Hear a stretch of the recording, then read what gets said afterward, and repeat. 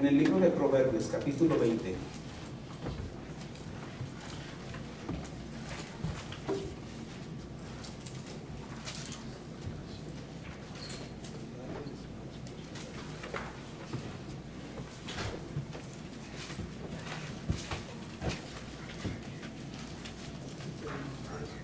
Vamos a continuar con esta serie.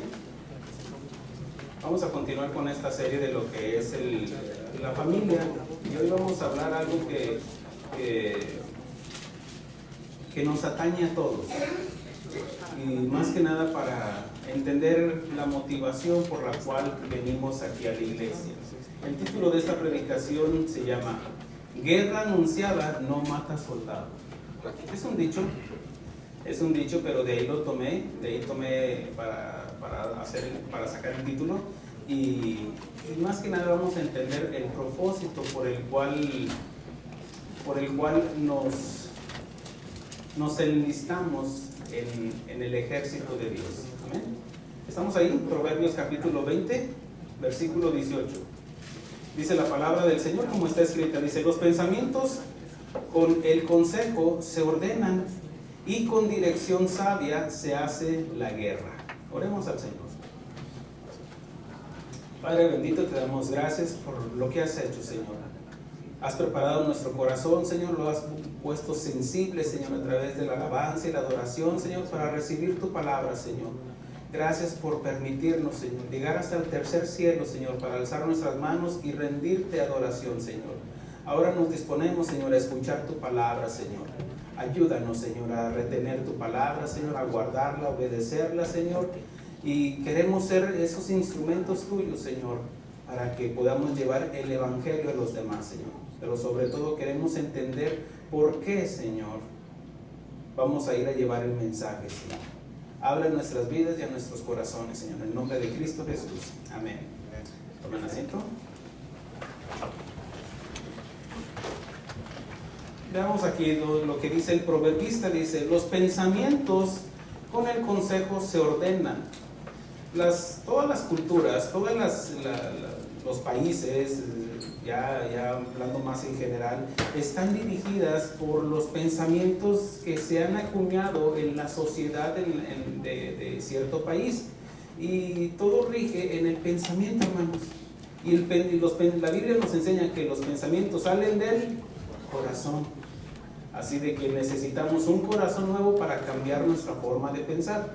El mundo nos va a seguir enseñando métodos o metodología, metafísica, para sacar el campeón que está dentro de ti, el budismo, todo eso. Inclusive nos van a enseñar más sobre la vanidad, la avaricia, la codicia.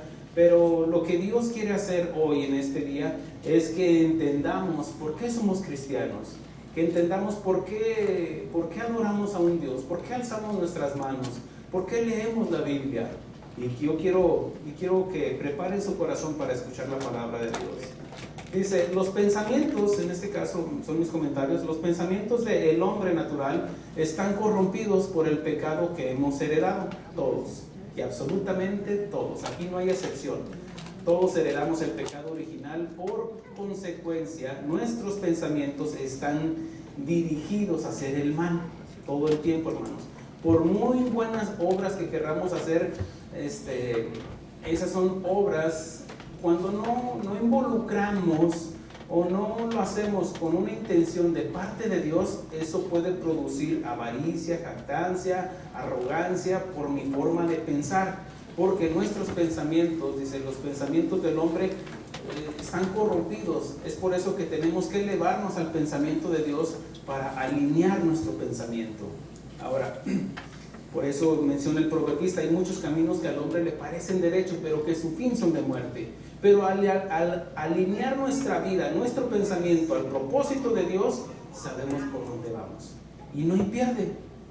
El consejo de Dios...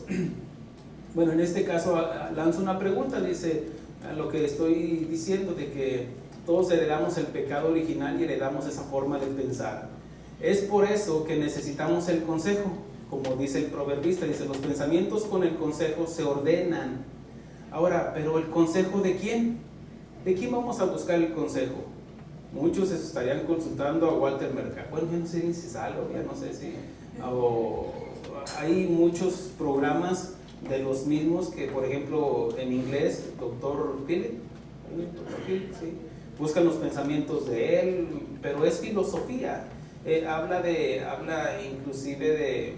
es filosofía humana. Y Pablo lanza una pregunta: ¿dónde está la sabiduría de este mundo?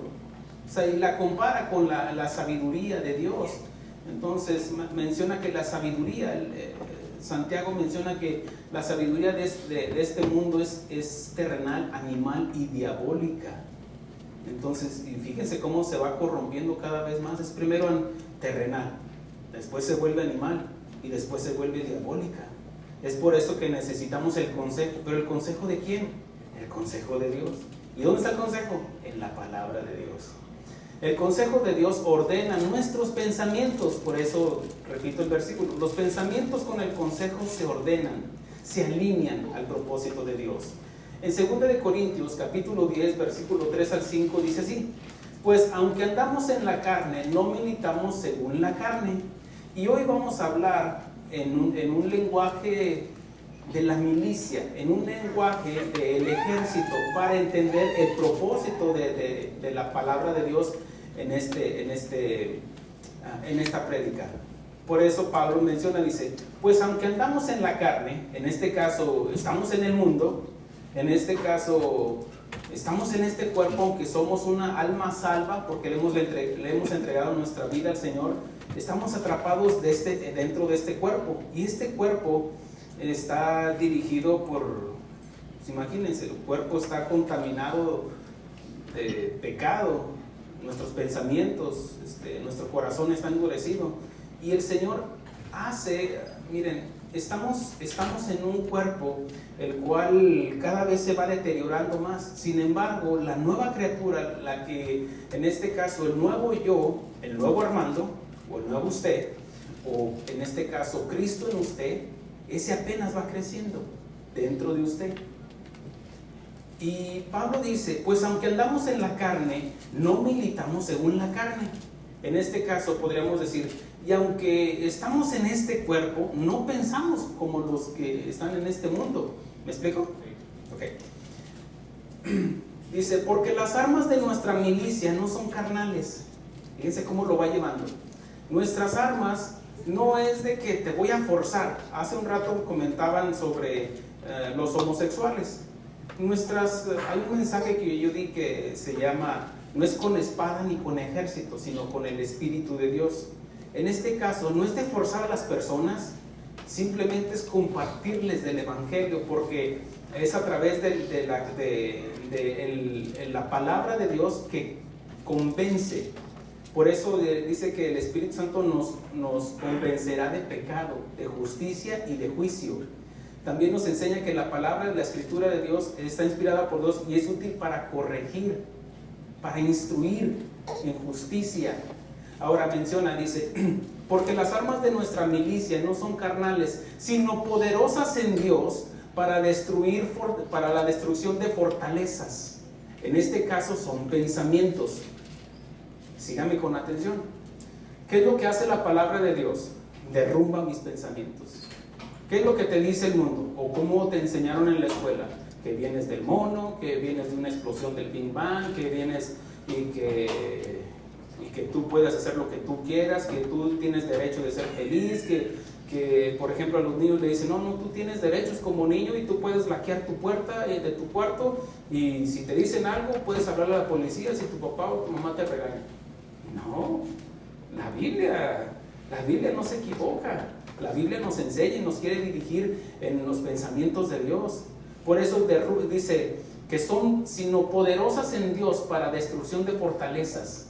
Cuando dice Pablo, dice: porque no me avergüenzo del Evangelio, hablando en Romanos capítulo 1, dice: porque no me avergüenzo del Evangelio, porque es poder de Dios para la salvación a todo aquel que cree. En este caso, cuando dice porque es poder de Dios, habla de una palabra yuxtapuesta. Quiere decir que se tomaron dos palabras para hacerse una, donde habla de dinamos y dinamita, que derrumban mis pensamientos, destruyen mis argumentos y edifica al mismo momento. Derrumba, mata al hombre viejo y al mismo momento edifica el templo de Dios en mi vida. ¿Me expliqué? Correcto.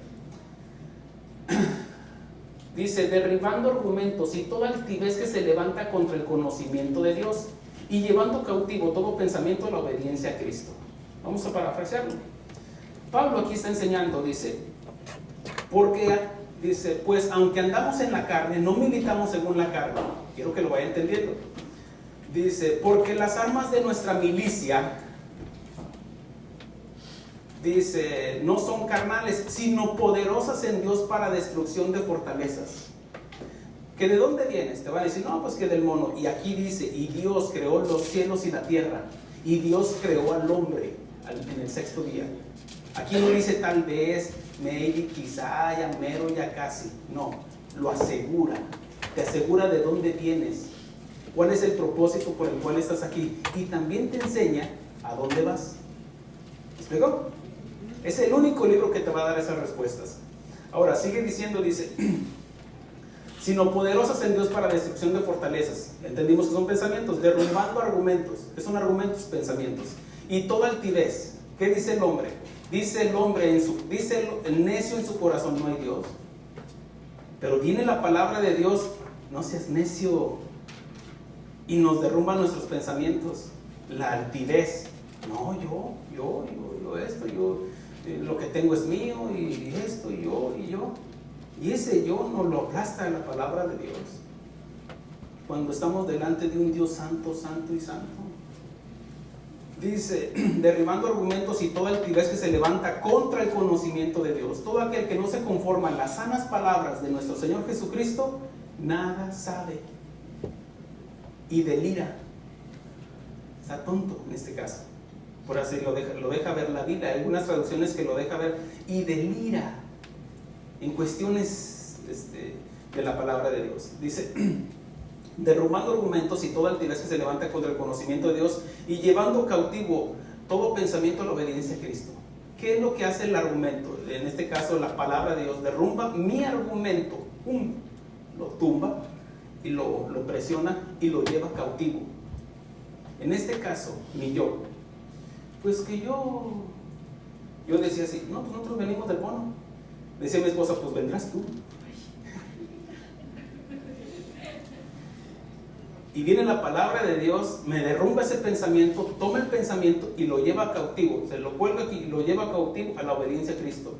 Toma al viejo Armando, ándele, lo somete a la obediencia a Cristo. Y ahora estoy predicando la palabra de Dios. Dice, en este caso, ¿cómo atacaríamos los pensamientos de los hombres del homosexualismo? Con la palabra de Dios.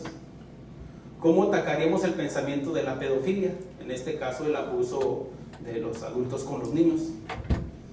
El aborto, el suicidio, la idolatría, la depresión, la amargura, la codicia, el resentimiento y la mentira y muchos más. Los pensamientos que se anidan ahí en la cabeza de nosotros. En este caso, en el corazón. Solo con la palabra de Dios, que era y es el arma más poderosa que existe. Con la palabra de Dios, por la palabra de Dios se han hecho guerras, pero también por la palabra de Dios se han terminado guerras. Es el arma más poderosa que existe, tanto así de que hoy en día todavía en el Medio Oriente se siguen peleando, unos defendiendo lo que dice Dios y otros lo que dicen los pensamientos del hombre. Solo con la palabra de Dios, que era el arma más poderosa que existe, y que es la arma más poderosa que existe, podemos derrumbar esos pensamientos. La palabra de Dios nos da sabiduría para enfrentar las guerras que se nos presentan. Repito el versículo que tomé de base. Los pensamientos con el consejo se ordenan, se alinean. Que ando por acá, que ando para allá, y Dios nos lo alinea. Y con la dirección sabia se hace la guerra. En este caso, nos está garantizando una guerra. Por si no sabía, hay una guerra. Una guerra primeramente dentro de nosotros, en nuestros pensamientos. Pero ya después de que entendimos, ahora sí, te prepara, te capacita para ir a la guerra. En este caso, ¿a dónde y con quién? Ir al mundo. Y en esto implica a tus familiares, a tus hijos, a tus padres, a tus vecinos, a tus compañeros de trabajo. Y en este caso, ¿y por qué? Porque ellos tienen una guerra contra Dios. Todo pensamiento que vaya en contra de la palabra de Dios se vuelve enemigo de Dios. Todo aquel que ama al mundo y los deseos de este mundo se constituye enemigo de Dios. Ahora, vamos a hacer unas preguntas y póngame mucha atención en esto. ¿Quiénes van a la guerra? Antes de contestar esta pregunta, el Señor nos advierte de calcular el costo por seguirle. Joven, ¿por qué le sigues? ¿Por qué vienes a la iglesia? Tal vez podrás decir, es que mi mamá me trae. Es que mi papá, si no voy, no me da para mis Nike, para mis tenis, para mis camisas, o me regaña si no vengo. Bueno, aunque no lo aplaudimos, si es en una actitud así rebelde, pero por otro lado, ellos siguen siendo responsables de tu vida. Mientras vivas en esa casa, ellos son responsables y tienen la responsabilidad y la obligación de instruirte en la palabra de Dios si son cristianos.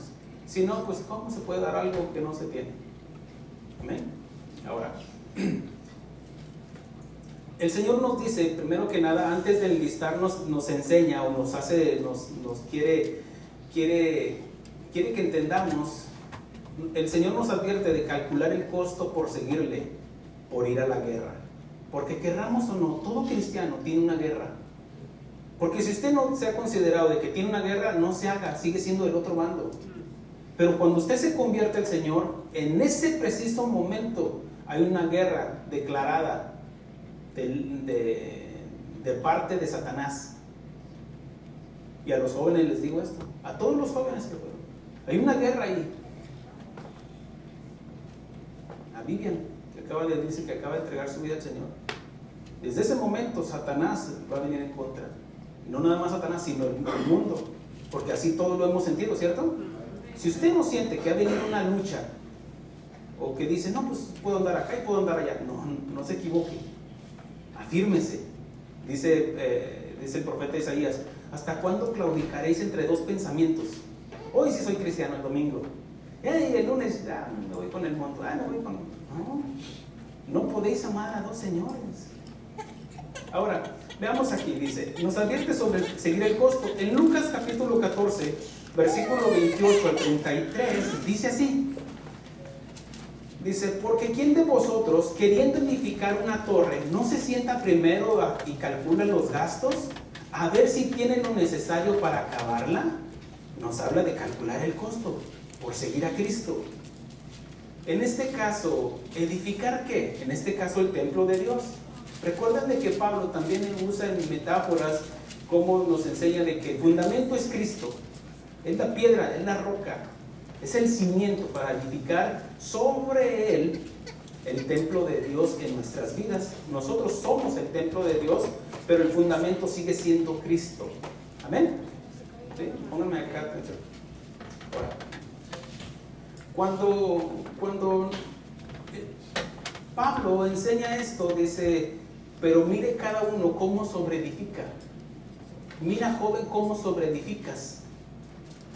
Unos edifican sobre heno, madero y jarasca, otros sobre oro, plata y piedras preciosas. En este caso usan el material que es duradero. Dice, porque al final del día el fuego lo probará. Al final del día, cuando estés solo ahí con tus compañeros de la escuela, cuando estés solo, ahí te vas a dar cuenta de qué material eres hecho. Ahora, dice aquí, dice el Señor Jesucristo, porque ¿quién de vosotros, queriendo edificar una torre, no se sienta primero a calcular los gastos? A ver si tiene lo necesario para acabarla. No sea que después que haya puesto el cimiento y no pueda acabarla, todos los que la ven comiencen a hacer burla de él, diciendo, este hombre comenzó a edificar y no pudo acabar. Este joven, este padre de familia, esta madre de familia comenzó a ir a la iglesia, pero Y se empiezan a burlar. Y mire, dice que es cristiano. Y dice que es cristiana. Y terminaron allá, junto con aquellos otros. Miren, hay lugares vacíos, pero no porque no se predique la palabra de Dios, sino porque no ha venido una convicción de parte de ustedes mismos. En este caso, Dios confronta, cada quien decide. Y hay algunos que decidieron, yo doy gracias a Dios por cada uno de ustedes, que decidieron seguir a Cristo. Y hay otros que desertaron. Empezaron bien. Vinieron con sus problemas de matrimonio, que su esposo, unos en la cárcel, unos que no tienen trabajo, unos que... ¿Qué pasó? A mi mente vienen varias personas. Ahora, oro por ellos por si ya están en otra congregación. Bueno, tal vez no fuimos de su agrado, o se movieron, o encontraron otra iglesia donde Dios los movió a ese lugar. Bueno, gloria a Dios. Pero que sigan en el camino, y no somos enemigos.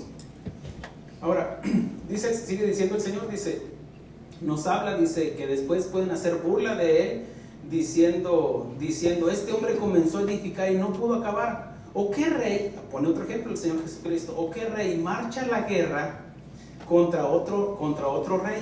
¿No se sienta primero y considera si puede hacer frente con 10,000 al que viene con 20,000? O sea, que no te vas a enfrentar con uno, sino con 2 contrincantes. O sea, son 2 por 1. Y dice, no, pues mejor me siento, dice el Señor Jesucristo. No se sienta primero y considera, piensa, calcula si puede hacer frente con 10,000 al que viene con 20,000. En este caso, calcular el costo. Y si no puede, cuando el otro está todavía lejos, le envía una embajada y le pide condiciones de paz. ¿Sabes qué? No puedo terminar esto, no puedo, ¿sabes qué? Me rindo. Y vamos a llevarlo a esto, en este caso, Señor, pues yo vengo con mis argumentos, yo vengo soy maestro en biología, soy maestro en anatomía, soy maestro en esto, pero me rindo, no puedo contigo. Y hago un pacto de paz. En este caso ya me rindo y Él es mi rey. Pero por el otro lado, vemos cómo hay algunos, dice, por ejemplo, el no calcular el costo por seguirle al Señor Jesucristo. Muchos, por seguir al Señor se vieron enfrentados a una batalla, tal vez los desheredaron porque se convirtió al Señor, o su papá los critica, le echan carrilla a los primos, las primas, aleluya, y calculó el costo y dijo, no, mejor no lo sigo. Y desertaron. Es por eso que muchas iglesias también están solas, algunas porque no se les predica el evangelio, pero algunas otras no es por falta de prédica, sino por falta de no nacer de nuevo, que no hay una consagración al Señor. Entonces,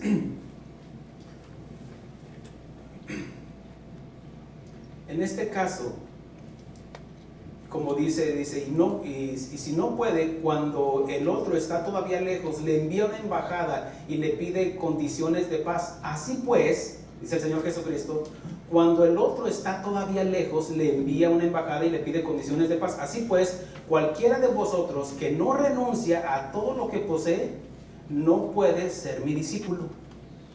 En este caso, para mañana espero sus escrituras de su casa.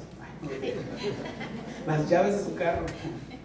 No, cuando habla renuncia a todo lo que tiene, es renunciar a nosotros mismos, renunciar a nuestro yo, a mi egoísmo, e inclusive a mis deseos. Yo quiero ser astronauta, bájate de la nube, compadre. O en este caso, yo quiero abrir un negocio, pero Dios no te está poniendo a abrir un negocio tal vez. Dios te está pidiendo inclusive que dejes tu trabajo para que vayas y prediques el evangelio. Algunos. Ese es un llamado de parte de Dios. Hay algunos otros que no. Miren, todo hombre que es llamado por Dios se va a ver enfrentado en el llamamiento. Dios permite una prueba y también permite la persecución. Cuando Dios llama a un hombre para servirle, veamos los ejemplos en la Biblia. Cuando David se levantó Saúl. Cualquier hombre de la Biblia que me digan, siempre se levantó un opositor. Moisés, ahí estaba el faraón, estaba Coré, estaban algunos otros que no lo consideraban como el líder. Cualquier hombre de Dios se vio enfrentado a la tentación de desertar o decir, no, ya no puedo más, ya no puedo con esto.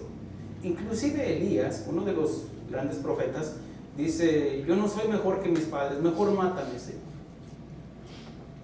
Y dice que también se apartó y se desanimó. Y todos, ninguno de nosotros estamos excluidos a no pasar por un desánimo. Todos de alguna manera u otra va a venir un desánimo.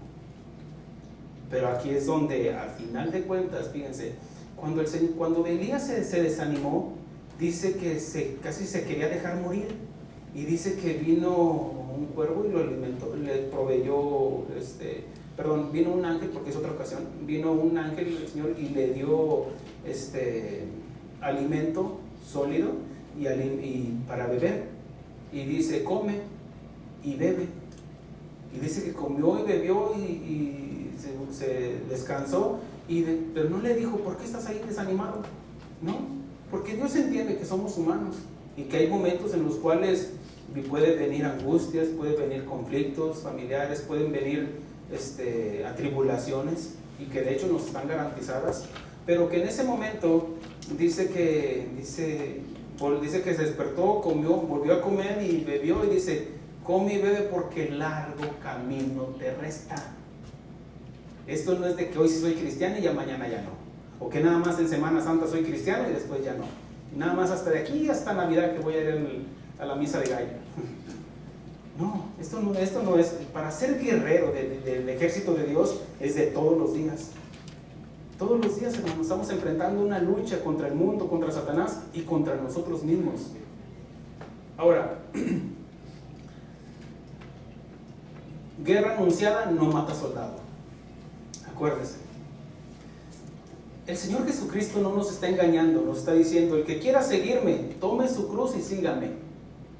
¿Cierto? ¿Sí lo ha leído? Okay. ¿Qué te está anunciando? Guerra anunciada no mata soldado. ¿Por qué? Porque el soldado que sabe que va a ir a la guerra está dispuesto a dar su vida por la causa. No es de que, ay, ¿qué estoy haciendo aquí? Ay, me mataron y yo ni sabía que me iban a matar. No, vas a la guerra porque has entendido de que estás entregando tu vida por una causa. Lo triste de todo es de que muchos están en las iglesias y no saben por qué están en las iglesias. No saben por qué son cristianos. Bueno, que habría ahí ese comían si no saben que son cristianos. Lo voy a ir compartiendo. En este caso, ¿sí sabes que hay una guerra? Ni sabía, pastor, dirían algunos. La pregunta obligada es, ¿por qué estás aquí hoy? En el libro de Jueces, capítulo 7, esperen, porque no más voy a narrar algo. Nos habla de una historia de donde Gedeón derrota a los madianitas. Gedeón era un hombre común que fue llamado por Dios y que él asumió ese reto de dirigir el pueblo de Dios, y que llegaron a ser 32,000 soldados. Pero dice Dios, ¿sabes qué? Voy a entregar en tus manos a los madianitas. Dice, pero el pueblo es mucho. Dile a la congregación, o dile al ejército, que el que tenga miedo, que se regrese. Y dice que de los 32,000, nada más quedaron 10,000. Más de la mitad tuvo miedo. Y muchos en las iglesias tienen miedo. El miedo los paraliza. El miedo no nos hace pensar, no nos hace razonar. Cuando te preguntan, ¿y por qué eres cristiano? O se empiezan a burlar, o te ves enfrentado o enfrentada en tu escuela, en el trabajo, o en la familia, cuando empiezan ahí, se te amontonan y pues no sé, y ya te agachaste, ya no supiste ni por qué, y muchos desertaron. Dios no los culpó porque los hayan desertado. Sí, digo, el que tenga miedo, mejor regrésese. Se regresaron 10,000, en este caso 22,000. Y dice, pero aún no, dice que no estaban preparados. De los 10,000 que estaban ahí, le dice Dios, ¿sabes qué? Gedeón, siguen siendo muchos. Llévalos al agua, a beber agua, y yo te voy a decir quiénes están aprobados y quiénes no. Y narra la historia, en este caso una historia en la Biblia, cuando dice todo aquel que baje a beber agua y beba el agua como lo hace el perro. ¿Cómo lo hace el perro? Pues su naturaleza, caminan en 4 patas. ¿Cómo lo hace? Pues 4 patas y beben el agua. Y todos aquellos soldados que bebieron el agua como el perro, pusieron sus manos en la tierra y bebieron el agua directamente. Dice, a todos aquellos apártalos, y todo aquel que se incline y beba el agua con su mano, apártamelos. Nada más fueron 300. Dice, con estos 300 vas a ganar la guerra. Pero sí, ¿y por qué? Bueno, no nos da el por qué, pero lo entendemos. Porque un soldado que suelta la espada y se descuida, habla de que descuidó su ministerio, descuidó su familia, descuidó su llamado, descuidó su salvación. Está propenso a ser, en este caso, ser víctima, o en este caso por negligencia, por no estar preparado. Soltó la espada, soltó la palabra de Dios. Es la espada, dice la palabra, dice Pablo.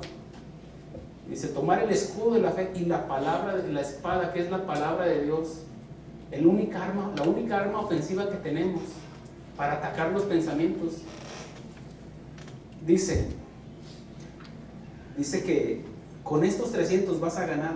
¿Por qué? Porque el soldado que se inclinaba, bebía el agua con su mano, con la otra mano sostenía su espada. Y eso habla de estar preparados.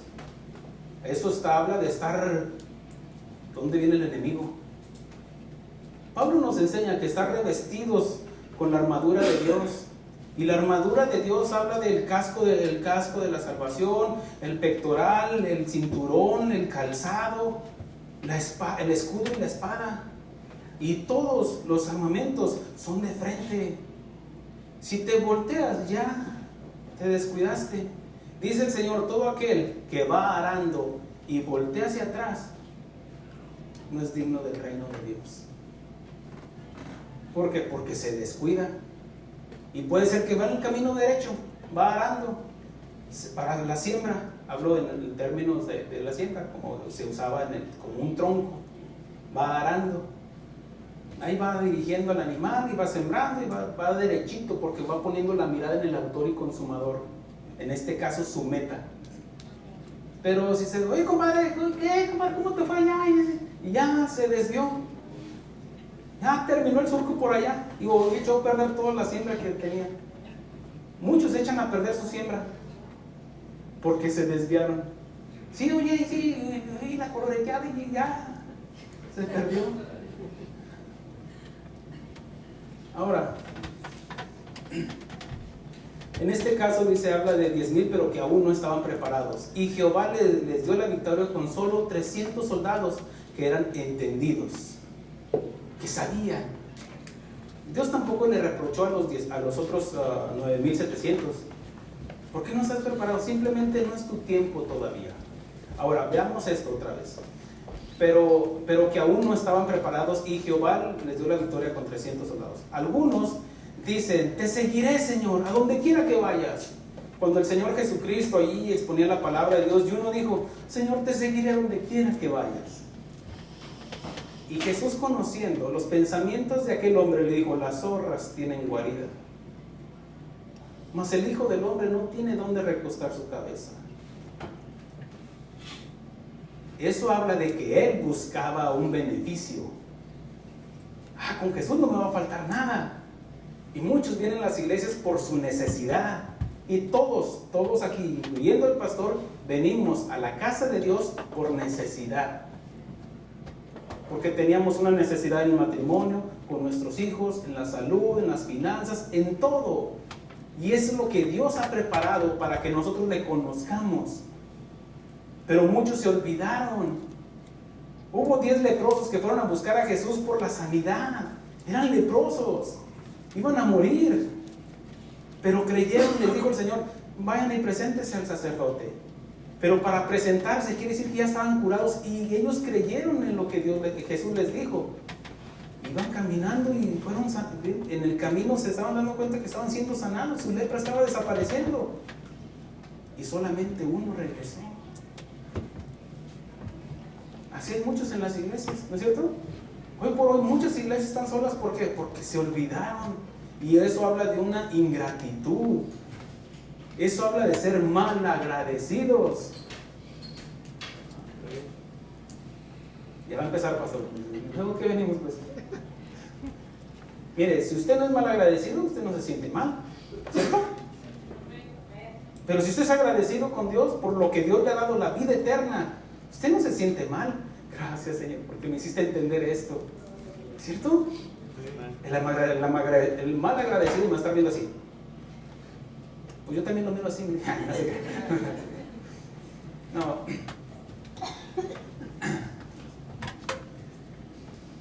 Algunos siguen al Señor por las razones incorrectas. En 2 Timoteo 2:4 dice: ninguno que milita se enreda en los negocios de la vida a fin de agradar a aquel que lo tomó por soldado. Volvemos a retomar el lenguaje militar. Todo aquel que se enreda, en este caso que se apunta al ejército de Dios, es como, ¿saben que hay una guerra? Y Dios se pone aquí y ahí está la lista de los enlistados. Yo me pongo como voluntario.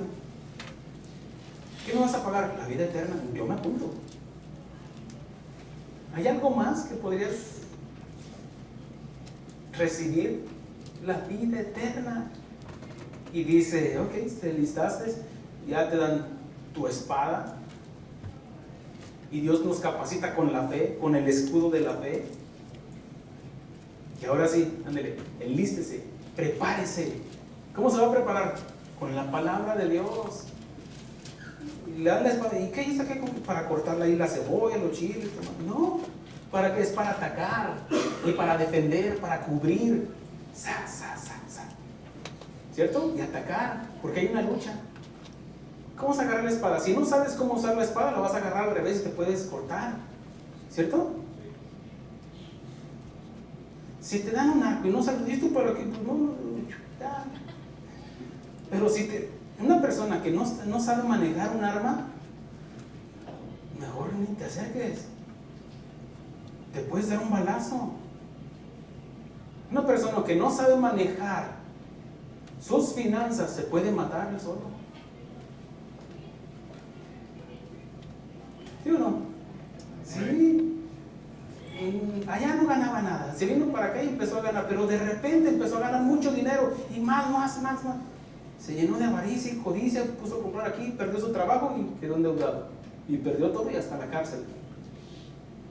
Así ha habido muchos. Todo aquel que no sabe vivir en la pobreza jamás aprenderá a vivir como rico. Veamos aquí. Dice ninguno que milita se enreda en los negocios de la vida a fin de agradar. Tenemos que entender el propósito. ¿Por qué hacemos lo que hacemos? No es para agradar al pastor, no es para agradar a la esposa, al esposo. ¿Por qué vienes a la iglesia? Es que mi esposo, si no me echa lonche. No, venimos porque queremos aprender a cómo no pecar delante de Él.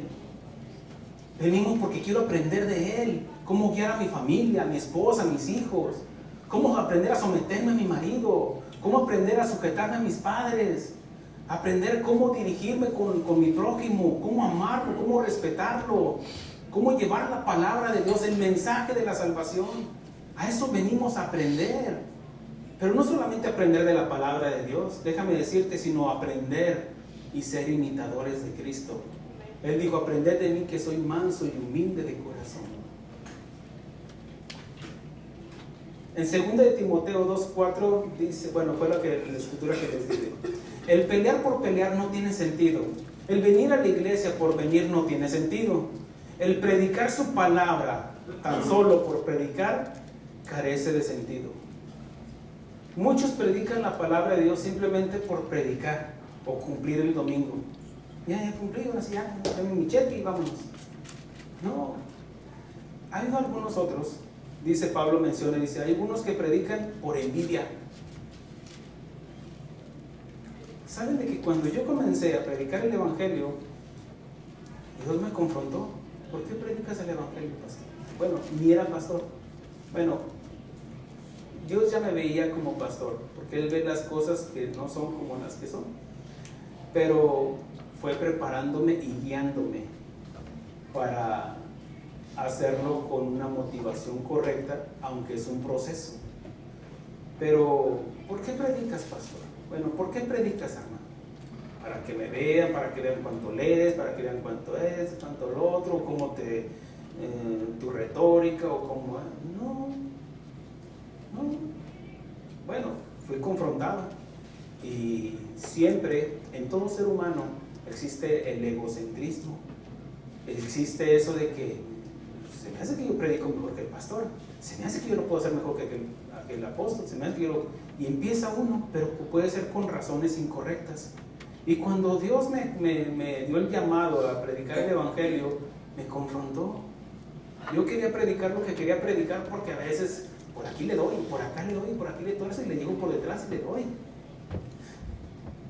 No. Y Dios no fue, ¿vas a predicar lo que tú quieres o lo que yo te voy a dar? Y he sido confrontado.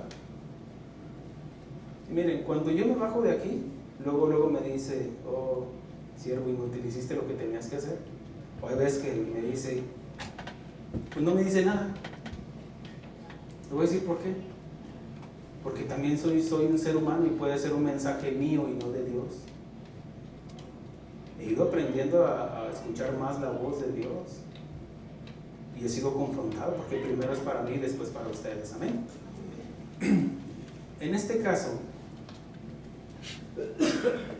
en 1 Corintios 9:26 dice así: así que yo de esta manera corro, dice Pablo, esto para entender el propósito, porque es que hacemos lo que hacemos. Pablo dice así que yo de esta manera corro, no como la aventura. Cuando habla de esto, está hablando, el contexto nos habla, dice, todos aquellos que corren como en el atletismo, como en las olimpiadas, corren con el propósito de ganarse una corona, ¿cierto? Bueno, en aquellos tiempos de Grecia, así era como se competía. Todo aquel que quiere correr, pues no hace trampa para empezar, pero corre con la intención de ganar, ¿no es cierto? O quién cuando salen las carreras, inclusive las de caballos, las de cualquier carrera, o en las olimpiadas, ¿quién que sale corriendo, sale caminando así, del lugar de arranque? No, todos arrancan, ¿cierto?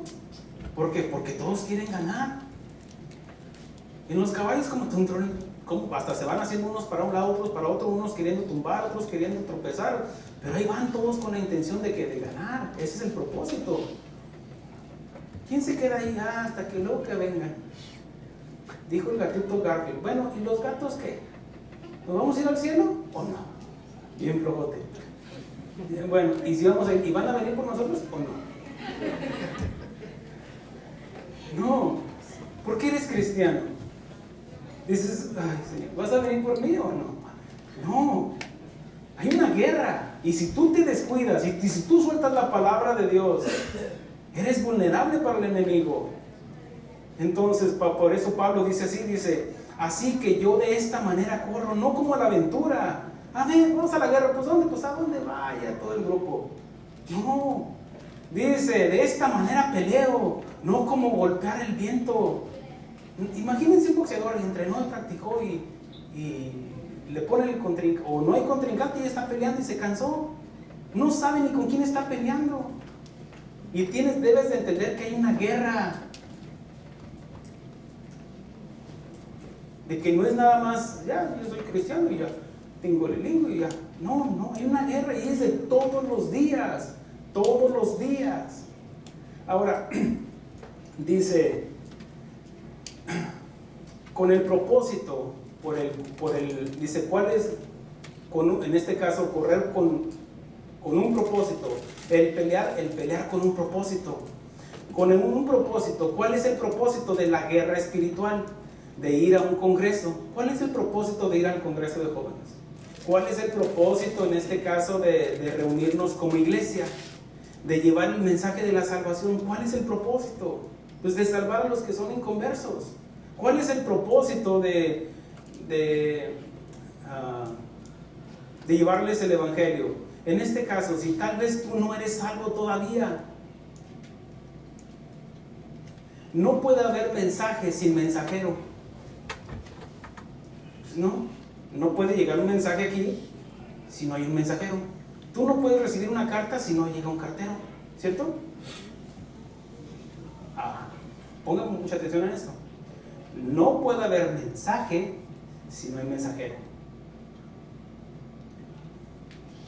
Pero vea esto. Pero sí puede haber mensajero sin mensaje. ¿Sí lo veo? No puede haber mensaje si no hay un mensajero. No puede haber predicación si no hay quien predique. Dice Pablo, ¿quién dice cuando habla en Romanos capítulo 10 versículo 14? Dice ¿es pastor? Conocer a aquel y no hay nadie que predique. Gracias, hermano. Dice, ¿cómo pues invocarán a aquel en el cual no han creído? ¿Y cómo creerán en aquel en el quien no han oído? ¿Y cómo oirán si no haber quien les predique? ¿Y cómo predicarán si no fueren enviados? Ahí está.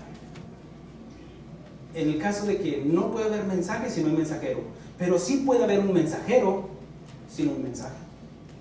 ¿Por qué? Bueno, te puede dar un mensaje, pero ¿de parte de quién? Puede ser del mismo. Puede ser que se estuvo preparando ese mensaje en el tercer cielo directamente para tu vida. ¿Entendió? En 2 de Samuel, capítulo 18, del 18 al 33, nos habla de una historia. Y ahí esperen, porque nada más se me dio el tiempo. Habla de un mensajero. Y esto habla cuando matan al hijo, cuando el hijo de David se levanta, Absalón se levanta en contra de David. Y tanto así de que David sale huyendo. Pero después David recobra sus fuerzas, en este caso su ejército, y se van en contra del ejército de Absalón y se enfrentan. Pero David les había dado la encomienda, dice, cuiden la vida de Absalón, cuiden la vida de Absalón, es mi hijo, aunque era en este caso el enemigo de David. Y dice que se enfrentaron y le dieron muerte a Absalón. Y dice un mensajero llamado Ahimás, dice, correré y daré el mensaje. Y le dijo el jefe de la guardia, le dijo, no vas a ir tú, otro día tú lo darás. Dice, y envió a un etíope, le dice, ¿sabes qué? Me lleva el mensaje de lo que has visto.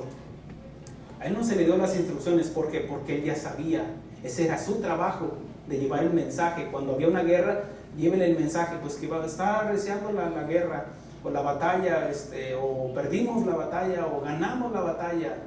Y era un mensaje importante, y en este caso era doblemente importante, porque estaba hablando de la encomienda que el rey David le había dado a su general.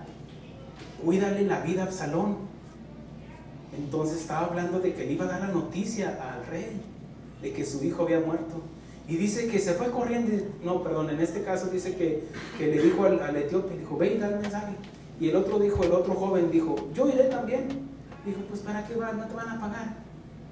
Pues no le hace, yo voy. Y dice que corría más recio que el etíope. ¿Por qué? Porque el etíope iba a su paso, a su trote. Ahí voy corriendo, a su paso. ¿Por qué? Porque ese ya conocía. Si corría recio se iba a cansar. Y después, y ya no iba a dar el mensaje como debería de ser, o al tiempo que debería de ser. Y el otro dice que lo pasó, órale. Y otro corriendo. Y en ese correr, dice que está el vigilante ahí el atalaya, ahí en donde está David, dice, ahí viene un mensajero. Dice, ¿quién es? Dice, es Ahimás, hijo no recuerdo el nombre. Y dice, es buen hombre, déjelo que venga. Y se acerca y dice, hijo, recobra ánimo. Dice, ¿qué ha pasado? Dijo, pues ganamos la guerra. Y Absalón, pues, caray, no sé. Pues yo vi mucho alboroto ahí y vine a darte el mensaje. Hazte por un lado. Y dice que venía el otro atrás. Y dice que cuando venía el otro atrás, ahí viene otro mensajero. ¿Quién es? No, pues es el etíope. Déjenlo porque es buen mensajero. Dice que se acercó y le dijo, ¿cómo está la guerra? Dice, pues ganamos. Dice, ¿y Absalón? Y el mensajero, con sabiduría, con entendimiento, le dice, así sea la vida así sea la vida de él como todos los enemigos que se han levantado en contra de mi rey. ¿Qué le dijo? Tu hijo está muerto. Pero lo dijo con cautela, con misericordia, con sabiduría, con entendimiento. Y el rey lo entendió y dijo, ay, Absalón, Absalón, ¿quién me diera a mí que yo muriera en lugar de ti? Se fijan, fue un mensajero con mensaje. Y el otro fue un mensajero, pero sin mensaje. Así hay muchos que van a la guerra y no saben ni qué están haciendo ahí. Te he estado hablando de un lenguaje militar para entender el título de la predicación. Guerra anunciada no mata soldado. Número 1, de calcular el costo. Ya nos enseñó a través de Jesucristo. Número 2 es ¿quiénes van a ir a la guerra? Los que están preparados, ¿correcto? Amén. Okay. Ahora te estoy hablando sobre lo que es el propósito. Ahora te voy a hablar sobre la motivación que va ligada al propósito. Dice, porque nos habla de entender el por qué. ¿Por qué vas a la guerra? Muchos enlistaron en los años 60 y 60, donde se levantó una guerra de Estados Unidos contra Vietnam y muchos fueron a la guerra y murió mucha gente, muchos americanos. Es cierto que morían 100 vietnamitas y morían 10 americanos, pero a la larga fueron muchos americanos los que murieron y muchos no supieron por qué fueron a la guerra. Es más, regresaron de la guerra y no supieron por qué fueron. Obviamente era el comunismo, lo que les decían es que tú vas a ir para esto, y ahí se enfrentaban y muchos de ellos llegaron frustrados. Y como no hubo una victoria de parte de Estados Unidos, porque aunque era una nación pequeña y pobre, no se rindieron, mejor hicieron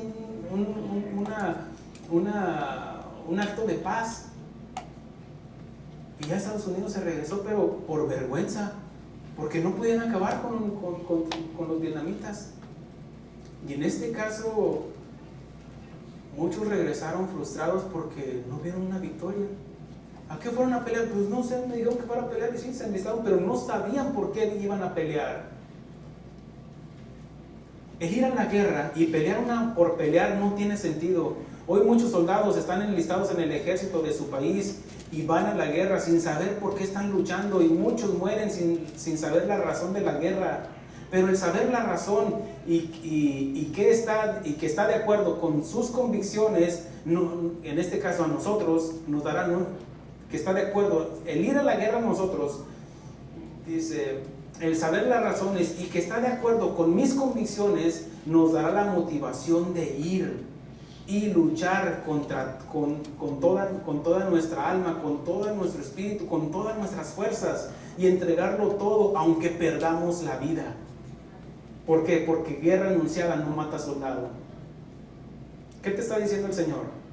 El que quiera ganar su vida, la perderá. Si tú has decidido entregarle tu vida a Cristo, es eso. Entrégasela, no a pedacitos. Entrégasela. Muere a tu yo. Y el Señor le va a decir, el que dice, el que la pierda por causa de mí, la ganará.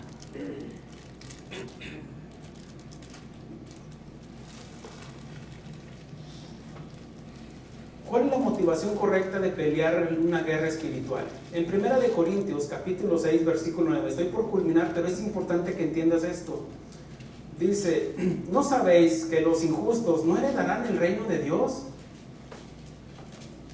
No me contestes, Pero ¿hay injustos en tu propia casa? Dice el versículo: ¿no sabéis que los injustos no heredarán el reino de Dios? Mira, todavía ni te lo menciono, pero tú sabes, o te la menciono, pero tú sabes que en tu casa hay un injusto o una injusta delante de Dios. En este caso, un inconverso. O puede ser toda tu familia. Pone mucha atención. Quiero culminar con esto, pero es importante que entiendas esto. Dice: ¿no sabéis que los injustos no heredarán el reino de Dios? No erréis, ni los fornicarios, ni los idólatras, ni los adúlteros, ni los afeminados, ni los que se echan con varón, ni los ladrones, ni los ávaros, ni los borrachos, ni los maldicientes, ni los estafadores heredarán el reino de Dios. Si no sabes que se están muriendo, ¿qué te va a motivar a ti para ir a llevarles el evangelio? O una de dos, dice Pablo también en Romanos, dice: muchos andan en estas prácticas y hay otros que se complacen con los que las hacen. Si tú le aplaudes la idolatría, el homosexualismo, la borrachera a tu hijo, a tu hija, a tus padres: ay, mi niño está bailando y está diciendo malas palabras.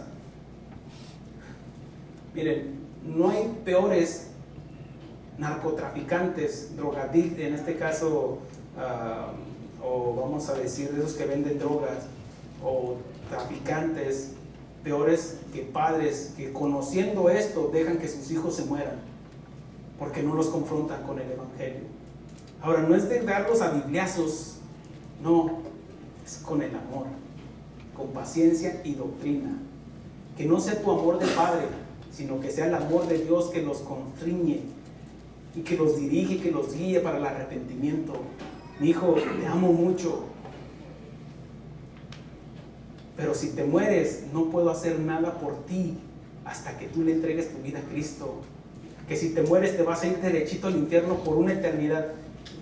Está bien, papá, yo lo acepto. Bueno, tú ya hiciste lo que tenías que hacer. Ahora, no es de que, ahí está, que se vaya.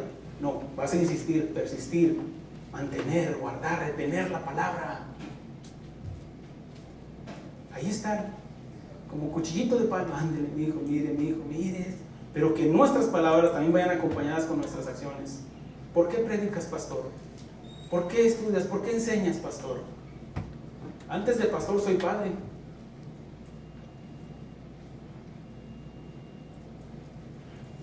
Por eso dice: no erréis. Si no te motiva de que tus hijos se van a ir al infierno separados de Dios por una eternidad al no entregarle su vida a Cristo, ya no sé qué más hacer para que tú les prediques el evangelio. Porque el ir a pelear por pelear, ¿por qué vas a pelear? No, pues no sé por qué ando peleando. Y puedes estar peleando, pero el conocer el motivo, el propósito por el cual vas y predicas, es que se están quemando y no se han dado cuenta. Es que se están yendo al infierno y no se están dando cuenta. Dice: y conoceréis la verdad y la verdad os hará libre. Si no les predicamos la verdad que está impregnada en este libro, ¿cómo van a ser salvos? ¿Cómo van a ser libres? Todos somos esclavos de algo o de alguien. Y Pablo dijo: siervo soy de Jesucristo, esclavo de Jesucristo. Tú y yo somos esclavos de alguien o de algo.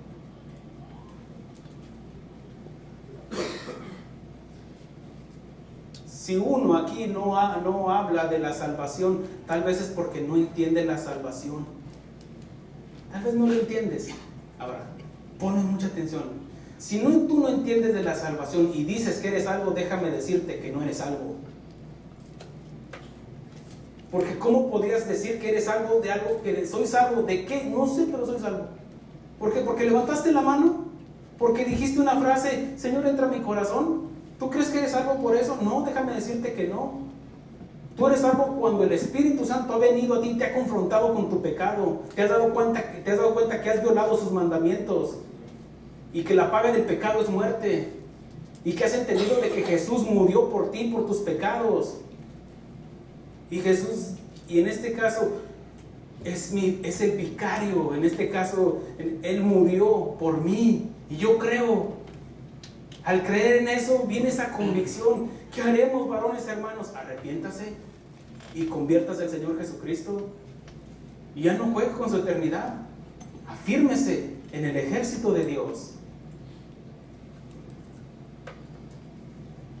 Pero todo aquel que entiende de la condenación va a pelear por la guerra porque ha decidido morir por la causa.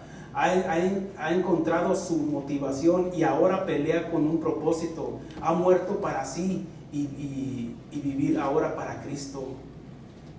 Porque guerra anunciada no mata soldado.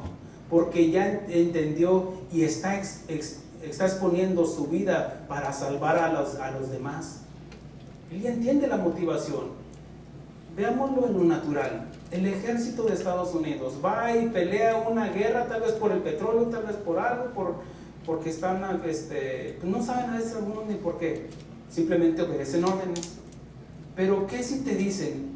Es que sabes de que aquí está un dictador que está matando, ha hecho genocidio, ha matado inocentes, y al conocer el soldado la motivación de aquel presidente, gobernador, rey o dictador que está asesinando gente inocente, eso lo motiva para ir a defender a aquella gente inocente. ¿Me entiendes? Y si tú entiendes de que Satanás tiene una guerra contra todo ser humano y que lo quiere destruir, eso te va a motivar para ir a defender a tu familia. Ya no puedo hacer. Quiero enseñártelo. A lo mejor no quiero que me vean como frustrado, no, porque pues tú decides, yo comparto, tú decides predicar o no predicar, vivir tu vida como cristiano, vivir como un tibio. En este caso, guerra anunciada no mata soldado, porque ya ha entendido y está exponiendo su vida para salvar a los demás. Y ha puesto su vida por la causa, para salvar a sus hijos, a sus padres, a sus familiares, en este caso a sus compañeros de trabajo, a sus compañeros de la escuela, a sus vecinos y aún hasta a sus enemigos, aquellos que hablaban mal de él. En 1 de Samuel capítulo 17, el versículo del 1 al 58 nos habla de la historia de David y Goliat, donde Goliat era un paladín. Era un paladín que dice que vino Israel a un valle donde vino él y los filisteos. Vinieron ahí los dos y se confrontaban, y dice que todos los días el filisteo se paraba y avergonzaba al pueblo de Israel. Dice que por 40 días, en la mañana y en la tarde, los desafiaba. A ver, véngase uno contra mí, si uno de ustedes me gana, entonces nosotros seremos siervos suyos, pero si nosotros les ganamos, ustedes serán nuestros siervos al pueblo de Israel. Y David, siendo un jovencito, dice que fue enviado por su padre para ir a visitar, para ir a ver cómo estaban sus hermanos que estaban enlistados en el ejército del rey Saúl. Ahí estaba y escuchó al paladín ese. Dice que era un gigante. Y ahí nos da las estaturas, su escudo cómo era, su jabalina, todo el peso que tenía. Era un gigante, literalmente. Pero también dice esto, dice que él desafiaba al ejército de Israel.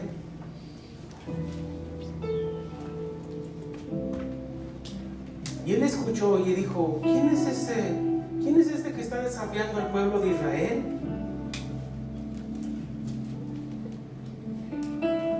Él dijo, ¿quién es este filisteo incircunciso para que provoque el escuadrón de Israel? Él hizo una pregunta, ¿qué le darán a aquel que venza a ese gigante?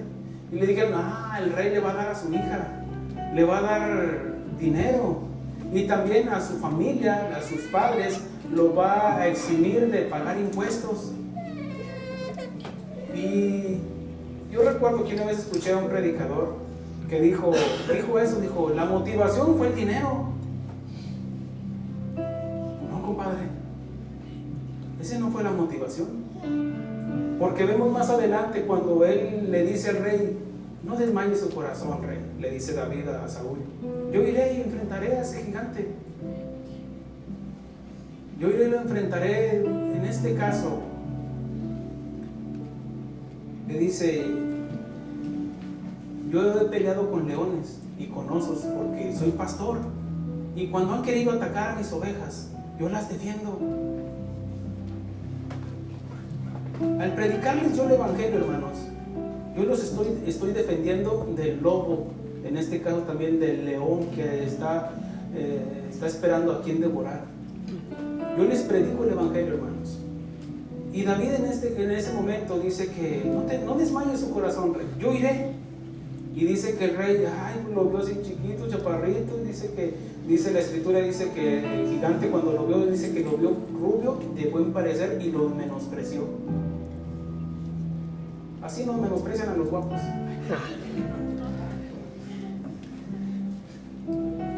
Dice que el rey Saúl le dio su arma, su escudero, le dio todo su armamento, y trató de andar con él, pero no pudo. Y se lo quitó y dijo, no, esto no es para mí. Y le dijo Saúl, pues que Dios te ayude. Y dice que bajó al arroyo, tomó 5 piedras y las puso y agarró su onda. Y dice que cuando lo vio Goliat, dice, ¿acaso soy yo perro para que vengas conmigo con piedras y con palos? Dice que su escudero venía junto con él. Eran montoneros, eran 2. Pero David le dijo, tú vienes a mí con espada y lanza y jabalina, mas yo vengo a ti en el nombre de Jehová de los ejércitos, el Dios de los escuadrones de Israel, a quien tú has provocado. Jehová te entregará en mi mano, y yo te venceré y te cortaré la cabeza, y daré hoy los cuerpos de los filisteos a las aves de los cielos y a las bestias de la tierra. Y toda la tierra sabrá que hay Dios en Israel, y sabrá toda esta congregación que Saúl me va a dar dinero. Así dijo, no, así no dijo. Entiende la motivación por la cual David enfrentó a ese gigante.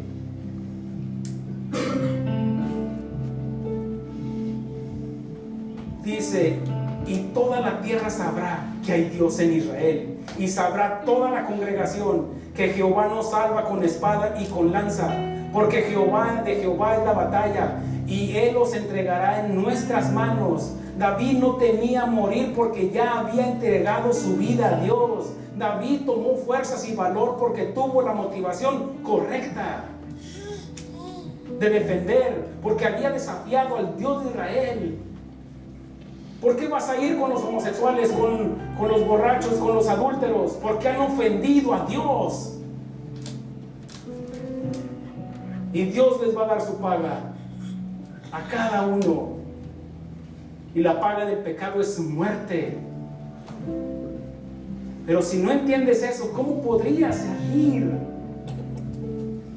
Pero si entiendes de que su destino, de tus hijos que no son cristianos, de tus padres que no son cristianos, que van derechito al infierno, y no lo digo yo, lo dice la Biblia, ¿cómo podrías ir? El Señor dice, cuán hermosos son los pies de los que anuncian el evangelio.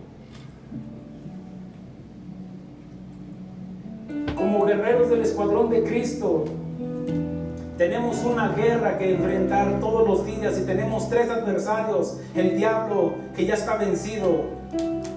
Él ya está vencido.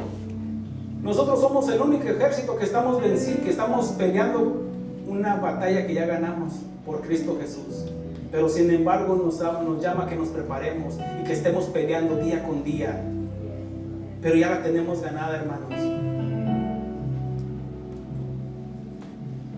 Otro de los enemigos es el mundo y su forma de pensar. Pero Jesús dijo, confiad, yo he vencido al mundo. Y el peor de los enemigos somos nosotros mismos. Cuando nos llenamos de miedo, cuando nos intimida nuestro Goliat, nuestro gigante, y perdemos la batalla. Pero es más poderoso el que está en nosotros que el que está en el mundo. Entiéndelo, hermano. Pablo dijo en 2 de Timoteo 4:7: he peleado la buena batalla, he acabado la carrera, he guardado la fe. Por lo demás me está guardada la corona de justicia, la cual me dará el Señor justo juez en aquel día. Y no solo a mí, sino a todos los que aman su venida, a los que han decidido enlistarse en el escuadrón de Dios y a ir a una guerra anunciada que no mata soldado, porque ya ha muerto a la carne, pero vive en Cristo Jesús. Ponte de pie. Es momento de levantar una guerra, y que vamos a ganar esta batalla con nuestra oración, hermanos. Bombardear el cielo con nuestras oraciones para que el Señor envíe obreros a la mies. Es momento de decirle: Señor, gracias, Señor. Gracias, Señor. Ayúdanos, Señor. Te doy mi corazón, mi alma también. Viviré por ti, Señor, cada respiración, cada día al despertar. Haré tu voluntad, te doy mi corazón, mi alma también. Viviré por ti, Señor, cada respiración, cada día al despertar. Haré tu voluntad. ¿Quién irá con nuestros hijos?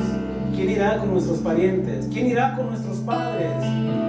¿Cómo invocarán a aquel en el cual no han creído? ¿Y cómo creerán en aquel de quien no han oído? ¿Y cómo oirán sin haber quien les predique? ¿Y cómo predicarán si no fueren enviados? Como está escrito: cuán hermosos son los pies de los que anuncian la paz, de los que anuncian las buenas nuevas. Y Dios hace una pregunta en el tercer cielo: ¿a quién enviaré? ¿Quién irá? E Isaías dice: heme aquí, Señor, envíame a mí, Señor.